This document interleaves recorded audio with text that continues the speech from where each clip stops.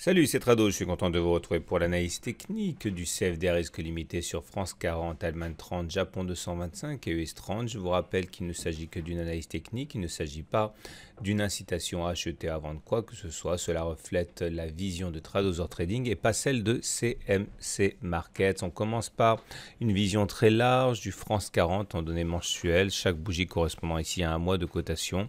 Comme vous pouvez le voir, le consensus des clients est plutôt acheteur à 59%. On voit néanmoins que malgré une tendance haussière qui s'affaiblit, vous voyez le nuage est toujours ascendant, mais par contre la moyenne mobile à 20 mois est descendante, on est toujours en place pour préserver ce canal haussier orange ici qui également permet de préserver les espoirs haussiers tant que l'on rebondit à l'intérieur de ce canal orange.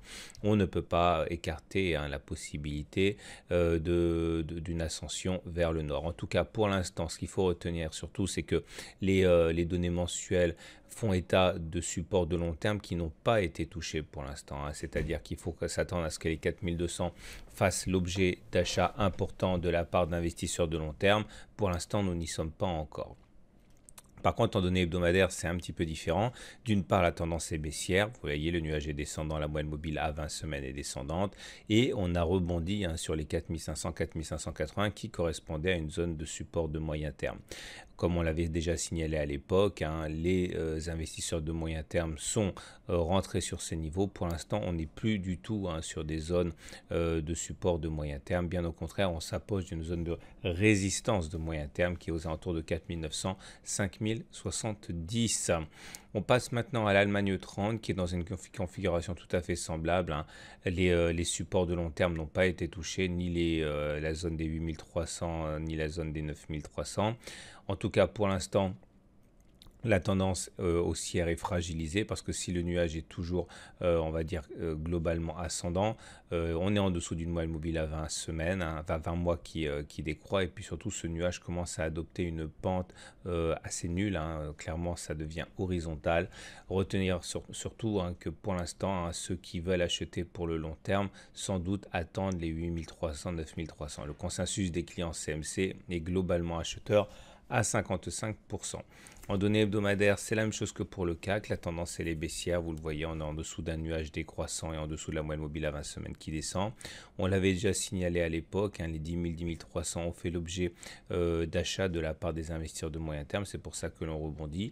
À présent, nous ne sommes plus sur des zones de support de moyen terme.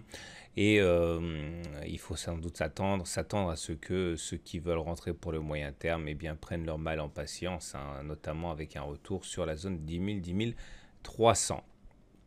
La tendance sur les marchés US, notamment l'US 30, est haussière, mais également haussière affaiblie, parce que si le nuage est ascendant, on est passé en dessous de la moyenne mobile à 20 mois.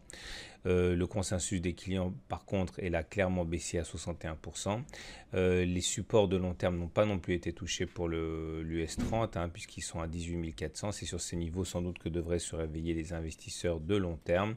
En données hebdomadaires, la tendance est neutre. Le nuage est globalement en dérive latérale. On est en dessous de la moyenne mobile à 20 semaines, qui signifie qu'au regard de ce critère unique, on est plutôt en tendance baissière. Mais on retiendra surtout qu'on n'est pas sur des zones de support et de moyen terme. Bien au contraire, on est au contact d'une zone de résistance de moyen terme.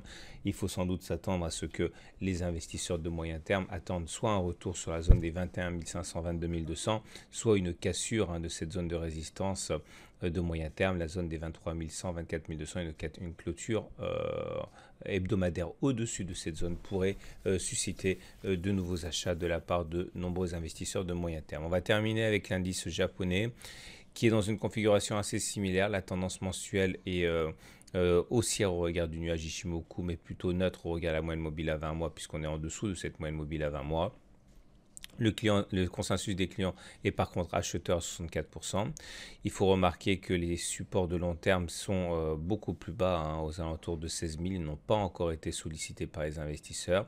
Par contre, en données hebdomadaires, la tendance est là aussi est plutôt baissière à neutre. On regarde la moyenne mobile à 20 semaines, on est en dessous et elle descend. On regarde du nuage, on vient juste de twister. Donc globalement, on est en tendance, on va dire, neutre en données hebdomadaires. Par contre, la zone des supports des 19 100, 19 19 700 a déjà été sollicité, on en avait parlé à l'époque, d'où le rebond actuel.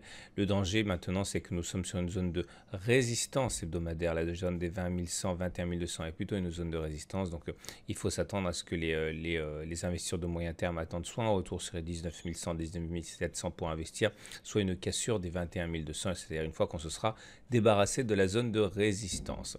Voilà ce qu'on pouvait dire. On retiendra, et c'est l'essentiel à mon avis, que les supports de long terme n'ont pas été sollicités sur aucun des indices qui a été mentionné. Par contre, des supports de moyen terme ont été effectivement testés et ont sans doute expliqué en grande partie le rebond auquel on assiste maintenant, en gardant bien sûr à l'esprit que maintenant, encore une fois, ces zones de support de moyen terme sont loin. Donc il ne s'agit pas actuellement d'une zone sur laquelle de nombreux investisseurs devraient prendre des risques. Je vous souhaite une très bonne semaine et je vous dis à la semaine prochaine pour la mise à jour.